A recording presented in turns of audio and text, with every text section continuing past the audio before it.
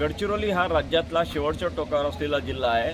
भौगोलिकदृष्ट्या सर्वाधिक लांब घनदाट जंगलाने व्याप्त आणि माओवाद्यांच्या कारवाई असलेल्या जिल्ह्यात विकासाला गती देण्यासाठी मुख्यमंत्री देवेंद्र फडणवीस यांनी स्वतः या जिल्ह्याचं पालकमंत्रीपद स्वीकारलं होतं। एक चॅलेंज म्हणून पालकमंत्रीपद स्वीकारल्यानंतर त्यांनी या जिल्ह्यात प्रशासनाला गतिमान करण्यासाठी प्रयत्न केले। सगळ्यात महत्त्वाचं म्हणजे या जिल्ह्यात रिक्त पदांची संख्या मोठ्या प्रमाणात आहे, मात्र जे अधिकारी आहेत त्यातही काही अधिकारी निष्क्रिय आणि कामचुकार आणि त्यांच्यावर भ्रष्टाचाराचे आरोप असले तर अशा अधिकाऱ्यांवर कारवाईचे संकेत मुख्यमंत्र्यांनी सुरुवातीपासून दिलेले आहेत।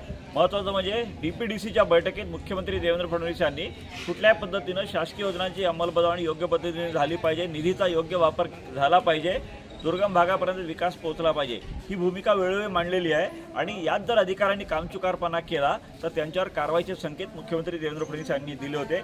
आता त्याची प्रत्यक्ष अंमलबजावणी सुरू झालेली आहे। याचा फटका हा गडचिरोलीचे निवासी उपजिल्हाधिकारी सूर्यवंशी यांना बसला आहे।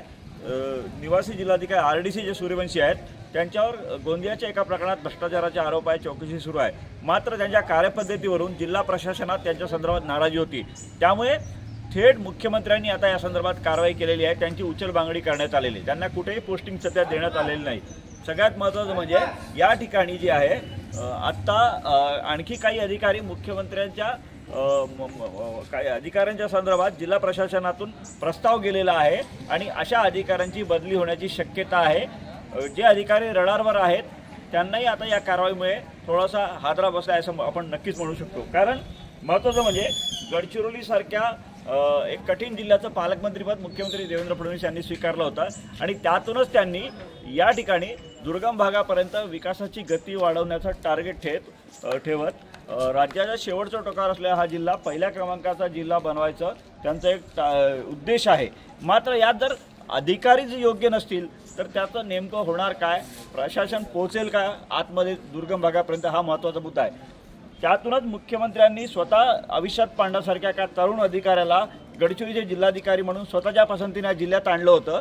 त्यांच्या नेतृत्वात आता या प्रशासनाची जे हालचाल सुरू झालेली असताना चांगले अधिकारी नसल्यामुळे या ठिकाणी प्रशासनाला काम करत असताना सुद्धा काही ठिकाणी अडथळा जाणवत आहे। त्यामुळे जिल्हाधिकारी अविश्वास पांडा यांनी सुद्धा काही अधिकाऱ्यांच्या संदर्भात प्रस्ताव मंत्रालयात पाठवलेले आहेत आणि त्यातूनच आरडीसी सारख्या महत्त्वाच्या पदावरच्या अधिकाऱ्यावर कारवाई झालेली आहे। त्यामुळे येणाऱ्या काळात गडचिरोली जिल्ह्यात आणखी काही अधिकाऱ्यांवर गडांतर आलं किंवा कारवाई झाली तर आश्चर्य वाटायला नको।